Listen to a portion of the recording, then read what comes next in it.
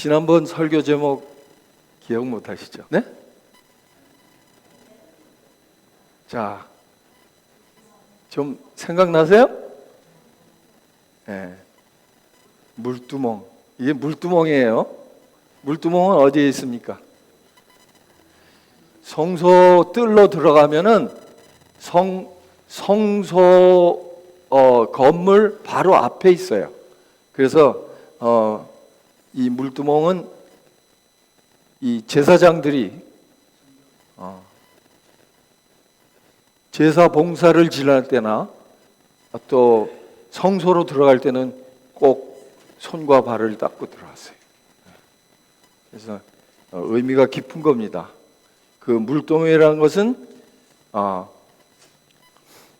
팔복에서 세 번째 복인 온유한 자는 복이 있나니 저희가 땅을 기업으로 받을 것이라는 그와 이렇게 이 부합이 되는데요. 여기 보면 나는 마음이 온유하고 겸손하니 나의 멍에를 메고 내게 배우라. 그러면 너희 마음이 쉼을 얻으리니. 사실 멍에가 쉬운 건 아니에요. 그런데 우리의 마음이 주님의 은혜로서 겸손해지고 온유해지면 그 멍에들이 우리에게 쉬운 것이 된다는 거래요. 그래서 예수님은 그 어려운 고난 속에서도 뭐예요? 앞으로 내가 이 고난을 당함으로써 나의 사랑하는 형제 자매들을 하늘나라로 데리고 갈 수 있다는 그 즐거움을, 앞에 있는 즐거움을 보시고 모든 것을 기꺼이 참으셨다고 그랬어요. 그러면 여기에 세 번째 복인 온유한 자가 받는 복인 땅을 기업으로 받는다고 그랬는데요. 은혜의 왕국에는 땅이 없다고 그랬죠, 제가. 네? 왜요? 마치 우리나라가 일본의 속국이 됐을 때는 우리는 땅을 잊어버렸어요. 그래서 상해에다 임시정부를 세웠다고 제가 그랬죠. 네? 그러니까 어떻게 해요? 무슨 땅을 기업으로 받는가? 좋은 땅에 뿌리워졌다는 것은 곧 말씀을 듣고 받아 30배와 60배와 100배의 결실을 하는 자니라. 말씀을 받아들일 옥토, 우리의 마음의 땅을 얘기하는 거예요. 네?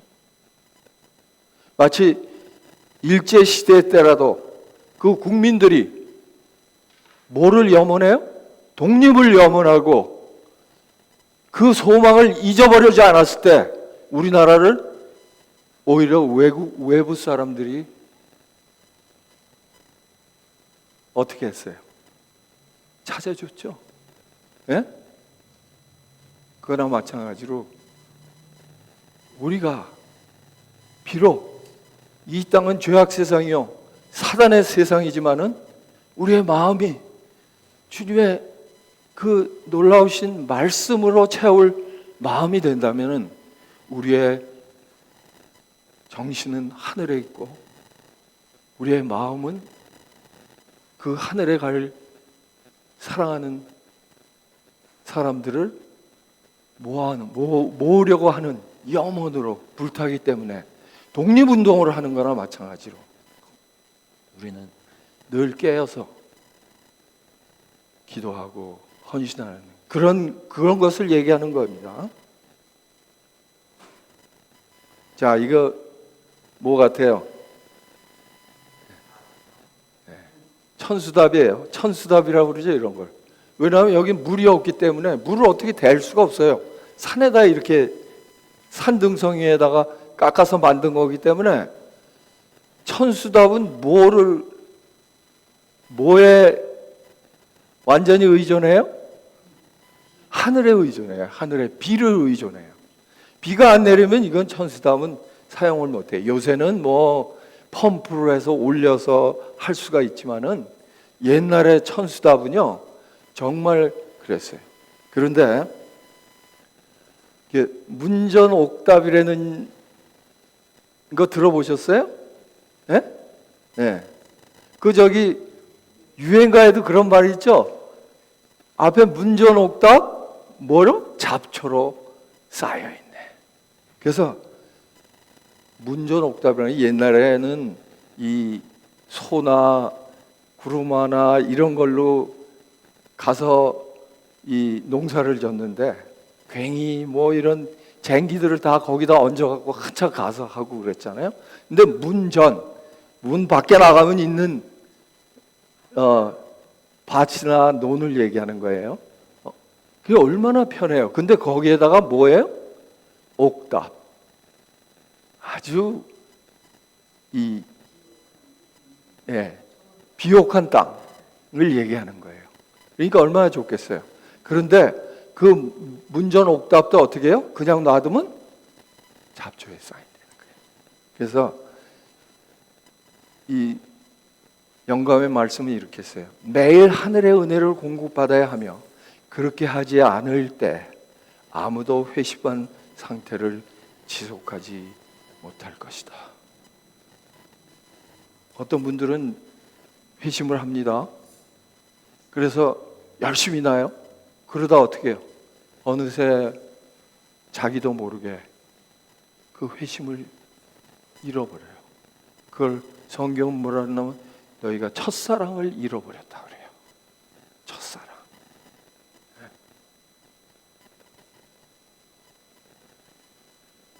팔복에는 그리스도인의 경험을 쌓아가는 길이 사방으로 나 있다.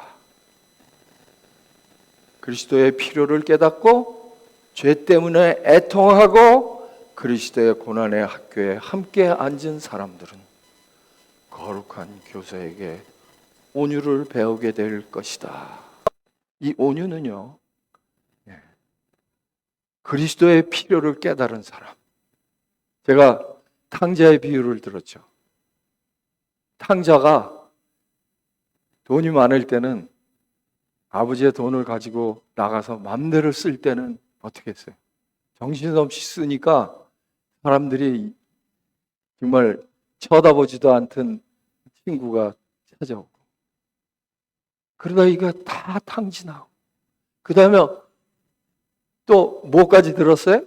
흉년까지 들어서 하나님의 자비입니다. 흉년까지 들어서 어떻게 합니까? 정말 이 예수님이 이 비유를 들을 때 듣는 사람들은 누구였어요? 유대인이었어요. 유대인들은 돼지를 키웁니까? 아니요. 만지지도 않아요. 돼지는 가증한 부정한 동물이에요. 근데 돼지를 가서 키우면서 그것도 너무 배고프니까 돼지가 먹는 쥐염까지도 먹다가 그 다음에 뭐를 깨달아요? 내 아버지 집에 종이라도 이거보다는 훨씬 나은데 그게 바로 뭐예요? 심령이 가난해진다. 심령이 가난해질 때 천국이 시작해요.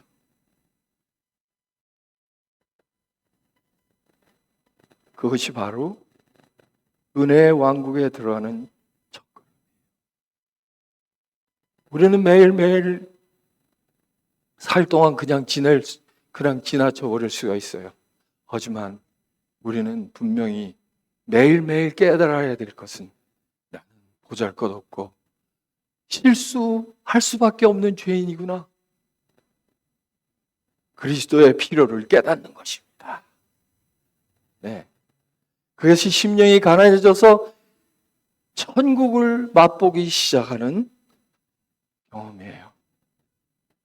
죄 때문에 애통해하고 자신의 죄가 얼마나 나의 상태가 얼마나 심각한 것을 매일매일 성령님의 인도하심을 따라서 깨닫는 것입니다. 이게 번제단의 경험. 번제단에서 타는 양을 보면서 자기의 죄 때문에 이 죄 없는 양이 타는 것을 보면서 먼 훗날 예수께서 나를 위해서 돌아가실, 피 흘리면서 돌아가실 애통하는 겁니다. 그럴 때 그는 용서의 기쁨을 맛보는 것입니다. 그리스도와 고난의 학교에 함께 앉은, 이것은 물두멍의 경험입니다. 물두멍에서 예수께서 우리를 위해서 마련하신 물과 피가 흘린 그 물로서 매일매일 우리는 정결케 되는 예식을 통해서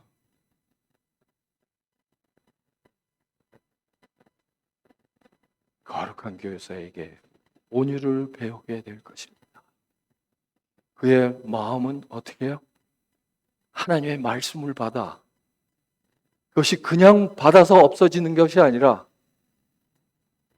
매일매일 그 말씀을 받아서 10배 혹은 100배, 1000배 그 말씀이 경험되는 것을 얘기합니다. 그 말씀이 그냥 있는 것이 아니라 살아서 움직여서 나의 삶을, 또 나의 행동을, 나의 생각을, 나의 말 한마디까지도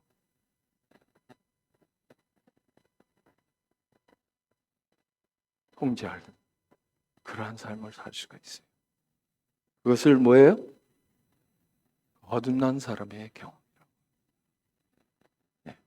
이게 지난번에 다 한 겁니다. 네 번째 복인, 의에 줄이고 목마른 자는 복이 있나니 저희가 배부를 것이며.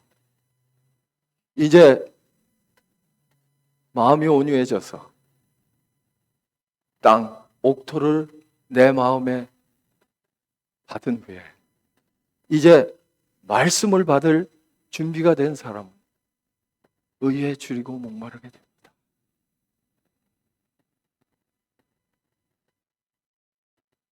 그래서 그는 뭐예요? 이 경험은 성소 안에 하는 경험의 첫 단계. 성소 안에 누구만 들어갈 수 있었어요?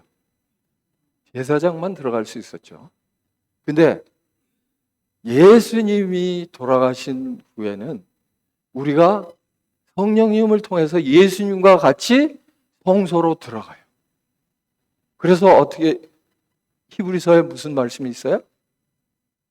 우리가 때를 따라 국률함을 받고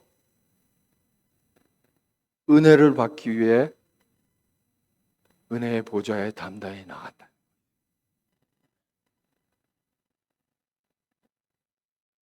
온유한 자의 복인 땅을 유업으로 받는 경험을 한 후에 이것이 일어납니다. 이 의가 무엇인지를 우리가 좀 배우겠습니다. 이 성소 안으로 들어가면 오른쪽에 떡상이 있고 왼쪽에 촛대가 있고, 그 다음에 가운데 이 휘장, 지성소와 성소를 가르는 휘장 바로 앞에 향단이 있습니다. 자, 이 성소 안으로 들어가는 겁니다. 우리가 성소가 있고 지성소가 있어요.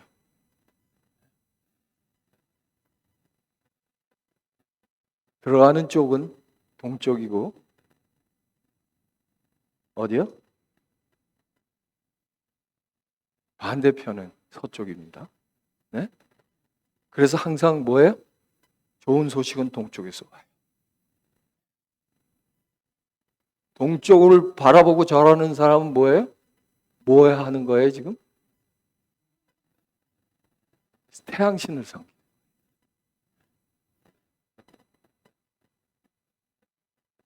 야, 여기 떡상이 있습니다. 상위에 진설병을 두어 항상 내 앞에 있게 할지라. 이건 하나님께서 모세를 통해서 주신 기별이죠. 나는 하늘로서 내려온 산떡이니 사람이 이 떡을 먹으면 영생하리라. 여기에 떡은 12덩이였어요. 6개, 6개. 그러면 이것은 뭐를 상징하느냐? 네? 12지파를 상징해요. 그때 당시에 12지파죠. 그러면 모든 사람에게 충족될 수 있는 충분한 떡이 준비되어 있다 그랬어요. 매 안식일마다 새 떡을 갖다 놓는다. 의미가 있죠? 우리가 매 안식일 우리가 교회에 와서 새로운 말씀을 받고 새롭게 또 계획을 하고 일주일을 살아가는 그것을 의미하는 것입니다. 나는 하늘로서 내려온 산떡이니 사람이 이 떡을 먹으면 영생하리라. 말씀이 육신이 되어 우리 안에 거하심에 말씀이신 예수님, 진리의 말씀을 먹는다는 것입니다. 그 다음에 촛대가 있어요. 왼쪽에 7촛대. 7촛대는 뭘 상징해요? 완전수를 상징. 그죠? 그래서 계시록에 보면은 7교회가 있죠? 네? 그래서 촛대 사이로 다니시는 하나님을, 예수님을 누가 봐요? 요한이 보죠. 요한이 보고 그때 당시에 소아시아에 있던 7교회를 거니시는 예수님을. 이 빛은 등잔기복을 만들어 그 위에 두어 앞을 비추게 하며 진리의 성령이 오시면 그가 너희를 모든 진리 가운데 인도하시리니. 예수님이 떠나시기 전에 성령을 약속하시면서 모든 진리 가운데로. 진리가 뭐예요? 하나님의 말씀. 진리로 저희를 거룩하게 하옵소서. 아버지의 말씀은 진리니이다. 그러니까 여기서 누구를 상징하는 거예요? 말씀이신 예수님을 상징하는 거예요. 그래서 왼쪽에 있는 등, 성령의 인도하심을 받아서 오른쪽에 있는 떡, 진리의 말씀을 연구한다는 뜻입니다. 마음속에 거하는 의, 말씀은 외부에 나타나는, 아까 의에 줄이고 목마른다는 그거 기억하시죠? 외부에 나타나는 의, 이거는 행동으로 나타나는 것입니다. 긍휼이 나타나게 됩니다. 그래서 로서 증명된다. 마음에 의로운 사람은 강팍하거나 무정하지 않고 날마다 힘에 힘을 더하여 가지고 그리스도의 형상으로 말씀으로 자라는. 진리로서 성결함을 받은 자는 자제할 것이며 자기 마음을 어떻게 해요? 마음을 통제할 수 있는 사람은 성을 빼앗은 장군보다 더 강하다. 그죠? 마음을 통제합니다. 내 기분에 상했다고 찡그리고 화내고 그런 것이 아니라 하나님의 말씀. 내 기분에 가지 않고 원칙대로 가는 것입니다. 우리가 의롭다 하심을 받은 의는 입혀주시는 의. 거듭날 때 마치 이 탕자가 아버지께 옵니다.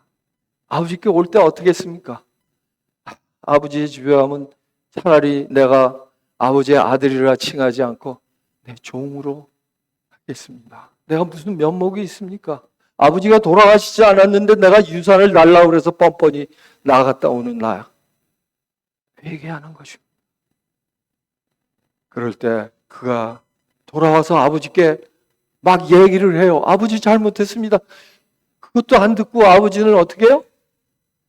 가장 좋은 옷을 갖다가 싸서 그의 남루한 모습을 감추고 발에는 어떻게 새 신을 신깁니다. 이것이 바로 거듭남의 경험이에요, 여러분. 내가 아무리 남루하고 초라하고 내 과거가 형편없을지라도 내가 예수님의 십자가를 의지해서 나갈 때 나를 입혀주시는, 다음번 저의 이 설교 제목은 그리스도의 옷입니다. 그리스도의 옷을 어떻게 입을 수 있는가? 그리스도의 옷을 입는다는 의미가 얼마나 깊은가? 그걸 우리 또 생각해 봅시다. 거듭남을 경험해요. 그것이 물두멍까지의 경험입니다. 그 다음에 의에 줄이고 목마른 사람은 어떻게 돼요? 자라나게 돼요. 그것은 예수님의 말씀으로 예수님께서 나눠주시는 그 성령의 역사를 통해서 예수님께서 나눠주시는 말씀을 먹으면서, 그래서 거듭남은 우리가 하늘나라 갈 수 있는 자격이 갖추는 것이고, 그 다음에 성화는 하늘나라 가서 즐겁게 살 수 있는, 어색하지 않은, 그러니까 그걸 우리는 이 땅에서 경험해야 됩니다. 네. 그러니까 어떻게 해요? 교회 봉사가 즐거운 것이 돼요. 왜? 우리가 하늘나라에 가서 같이 살 사람들과 어울리고 감싸주고 이해해주고 용서해주고 용서함 받고, 이런 삶, 얼마나 놀라운 삶입니다.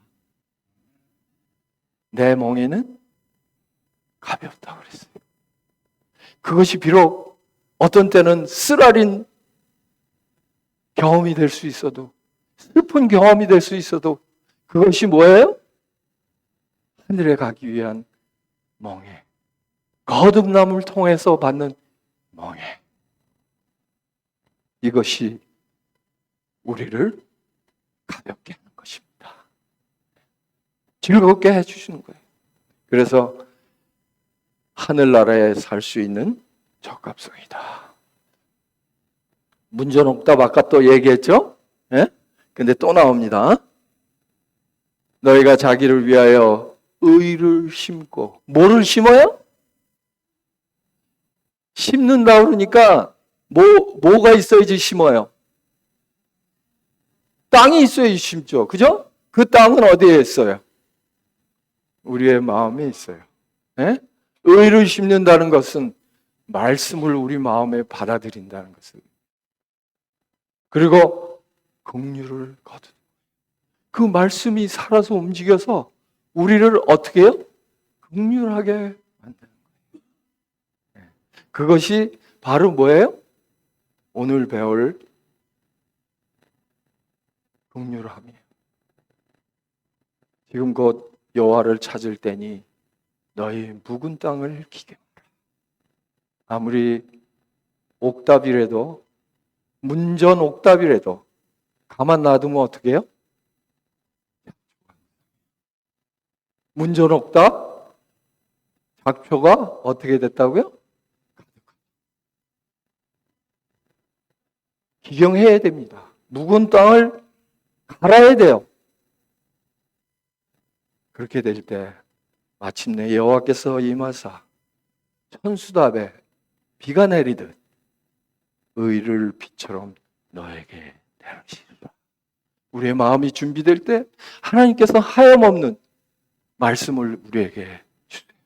그럼 우리는 그것을 받아 감당할 수 있고 그것을 잘할 수 있다는 것입니다. 매일 하늘의 은혜를 공급받아야 하며, 그렇지 않을 때 아무도 거듭남, 회심한 상태를 지속하지 못할 것이다. 우리 매일 아침 일어날 때마다 아버지, 부족한 죄인 오늘도 하루를 살아야 됐으니까 어떻게 해요? 그래서 기도를 시작하는 거예요. 말씀을 펴야 돼요.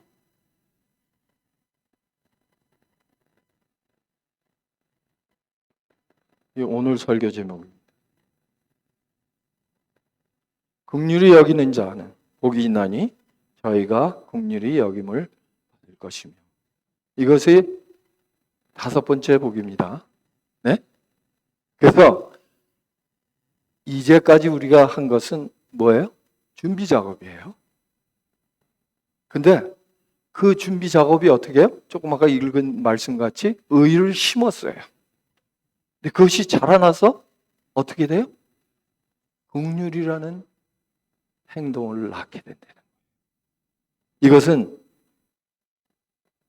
이 향단의 경험. 향단에서 뭐가 나와요? 향단에는 불이 타고 있어요. 연기가 나와요. 거기서는 이 매운 연기가 아니라 이 향불을 태운다 그러죠. 그래서 그것이 이 지성소로 넘어갑니다. 지성소에 막힌 이 휘장을 넘어서 그 얘기는 뭔가요? 우리가 드리는 기도들이에요. 자, 이르시되 너는 예루살렘 성읍 중에 순행하여 그 가운데서 행하는 모든 가증한 일로 인하여 탄식하며 우는 자의 이마에 표하라 하시고. 이번 해에는 장로들이 여러분들의 그 이름을 가나다 순으로 해갖고 장로님들이 나눠서 그들을 위해서 기도해주고 그들에게 전화 연락도 하고 안부도 물어보고 그런 계획을 올해 세웠습니다. 이런 기도들이 하늘로 올라가는 거예요. 부족한 기도지만은 예수님께서 그것을 받아서 자기의 피로 정결하게 하셔서 하나님께 상달되도록 한다 그랬어요. 그래서 에스겔서 9장에 있는 말씀, 이거는 인받는 것입니다. 인받는 사람들이 어떻게 받을 수 있어요? 세상의 죄악을 위해서 울며 기도하는 사람들이 인이 주어진다는 말씀입니다. 긍휼, 우리가 긍휼 단어 공부를 조금 하겠습니다. 불쌍히 여길 긍, 불쌍할 휼, 속을 태워서 정말 속이 썩어가는 것 같은 그런 마음, 휼이라고 그래요. 네, 이 휼자를 보면은 마음신변의 피혈자예요. 피를 흘리는 마음, 피를 흘리는 마음입니다.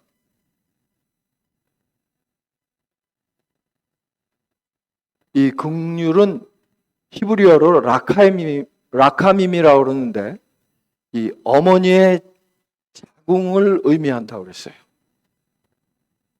하나님의 사랑을 이해하는 낱말 가운데 긍휼은 히브리어 라하임을 번역한 것인데 이것은 자궁이란 뜻인 렘에서 유래한 것이다.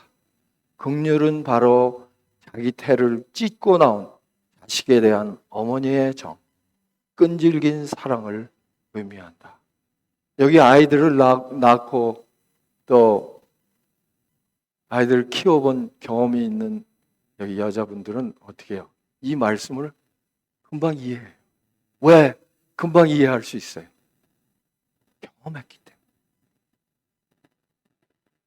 우리도 하나님의 말씀을 경험하고 다른 사람을 정말 사랑할 수 없는 어떤 상대를 사랑하고 감싸는 경험이 없이는 하나님의 그 놀라우신 사랑을 이해할 수가 없어요. 그래서 하나님은 뭐라 그랬어요?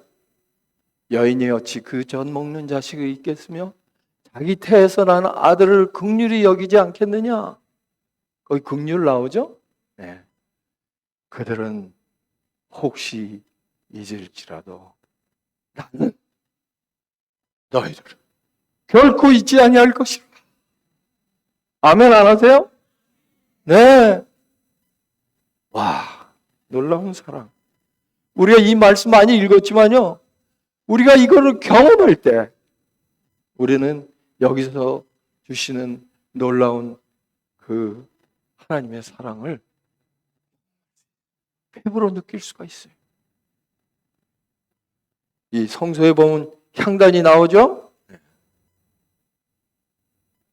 국률은 단순히 불쌍한 사람을 불쌍히 여기는 것이 아니라 피를 나는 형제가 고통을 받고 있을 때 본인도 창자가 끊어지는 고통 속에 함께 있는 것을 의미한다.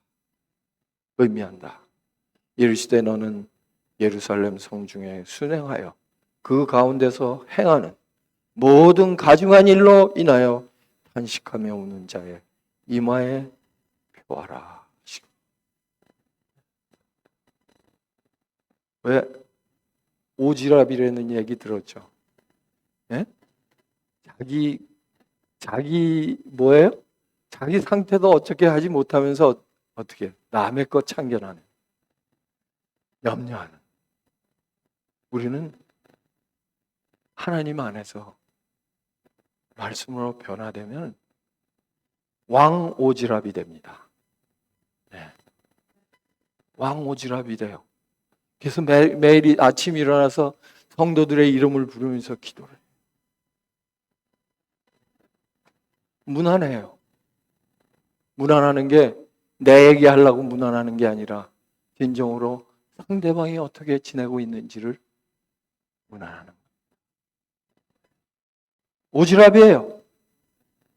경건한 오지랖, 거룩한 오지랖.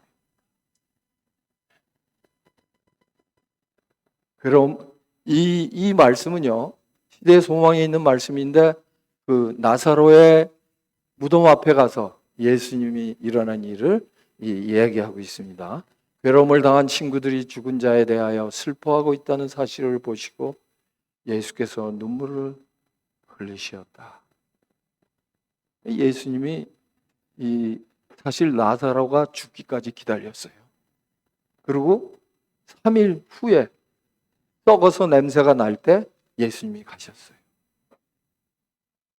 그런데 우셨다고 그랬어요. 왜 그랬어요? 그들에게 가르쳐 줄 교훈이 있었기 때문에. 예수님은 나사로를 가서 병을 고쳐 주시고 죽지 않게 하시고 싶었지만은 참으셨던 거예요. 왜?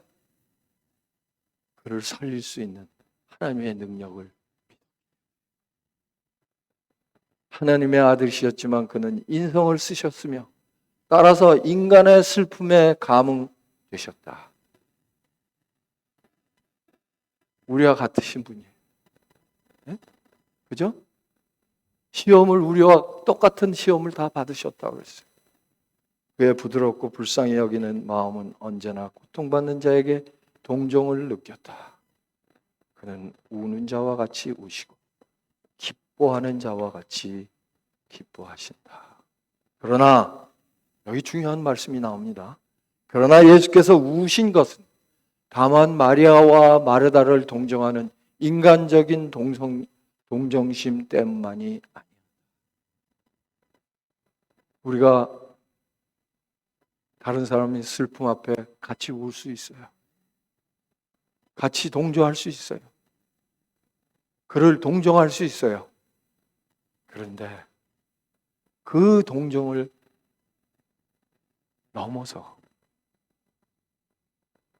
예수의 눈물에는 하늘이 땅보다 높은 것처럼 인간적인 슬픔보다 더 높은 슬픔이 있었다.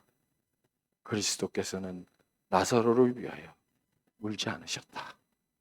그 까닭은 그를 무덤에서 곧 불러 일으키실 것이기 때문이었다. 그는, 들으세요? 지금 나사로를 위하여 슬피 울고 있는 자들 중에 여러 사람이 부활이여 생명이신 당신을 죽일 계획을 곧 세우게 될 것이기 때문에 우신 것이다. 당신을 죽이는 것 때문에 우는 것이 아니라 그들이 그것 때문에 구원받지 못할 것을 위해서 우셨대요. 우리들이 그리스도의 옷을 입게 되면 우리는 다른 사람의 물론 필요를 채워줘야 되고 같이 울어야 되고 같이 웃어줘야 되는 우리겠지만은 그 넘어 그를 진정으로 사랑한다는 것은 그의 죄, 그가 구원받아야 될 것을 생각하면서 울어야 되는 것입니다. 그래서 하나님께서 오늘 기억절에 그렇게 말씀하셨죠? 하나님께 제사를 드리며 지존자이신 이에게 뭐를 해요? 소원을 갚으며. 이것은 조건이 아닙니다. 그렇게 해야 우리의 마음이 어떻게 해요? 준비된다는 거예요. 그럴 때 환난 날에 나를 부르라. 내가 너를 건지리니. 그 다음에 뭐예요? 놀라운 약속이에요. 내가 너를 건질 뿐 아니라 뭐 어떻게 해요? 너로 내가 나를 어떻게 한다고요? 영화롭게 하리라. 이 죄인이, 우리 같은 죄인이 할 수 있는 것이에요? 하나님께서는 우리를 의의 길로 인도하세요. 자기의 이름을 위하여 의의 길로 인도하신다는 시편 23편의 말씀. 이르시되 너는 예루살렘 성 중에 순행하여 그 가운데서 행하는 모든 가증한 일로 인하여 탄식하며 우는 자의 이마에 우리는 긍휼한 사람이 될 수가 있어요.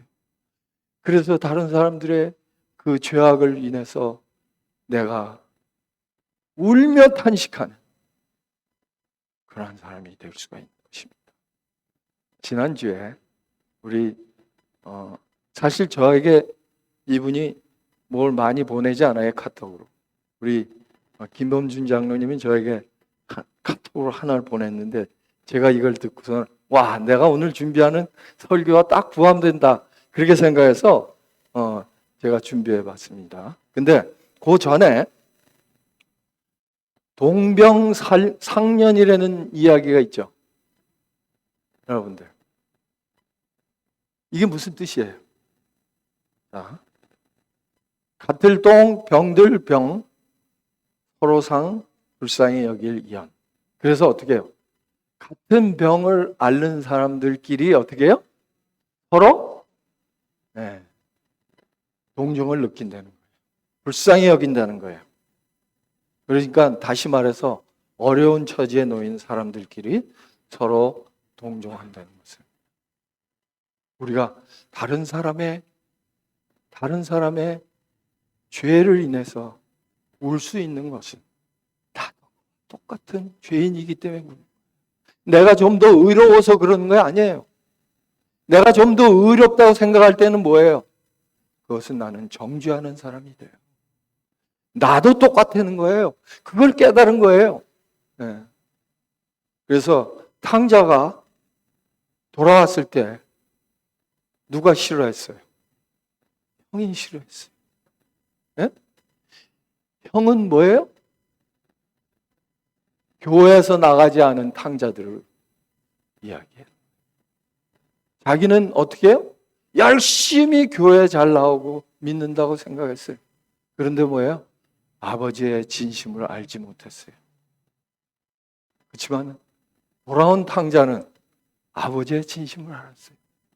형이 그럴 때 형, 어떻게 나한테 그럴 수가 있어? 아무리 그래도 그렇게 하지 않아요.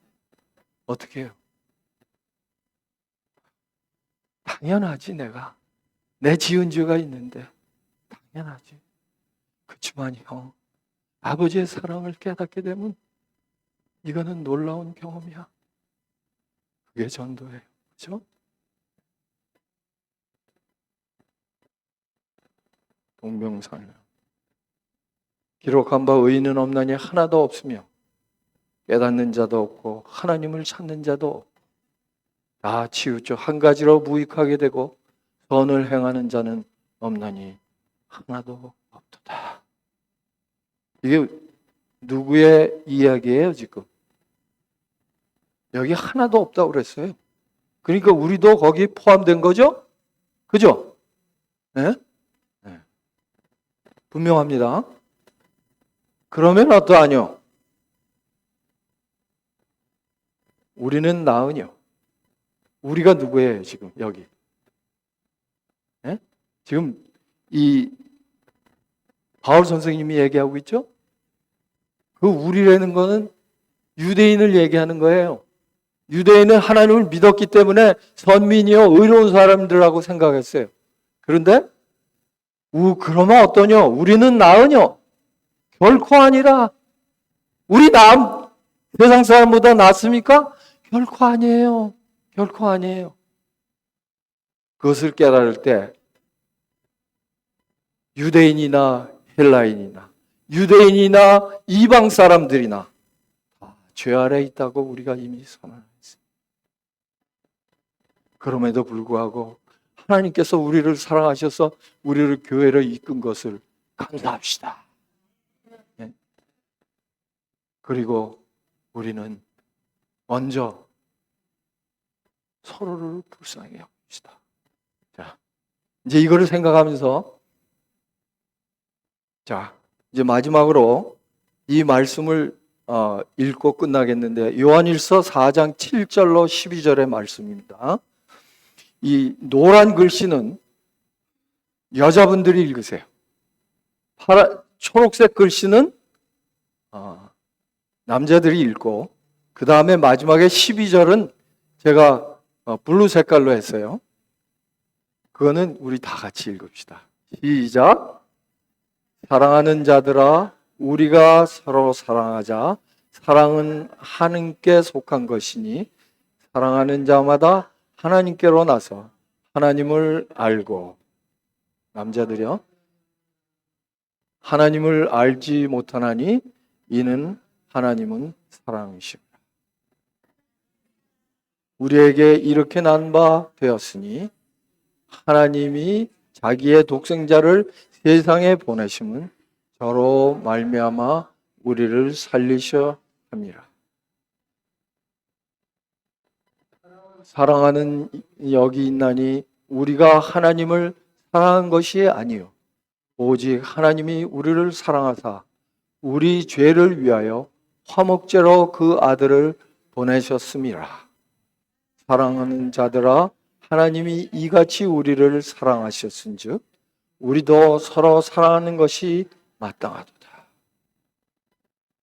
시작.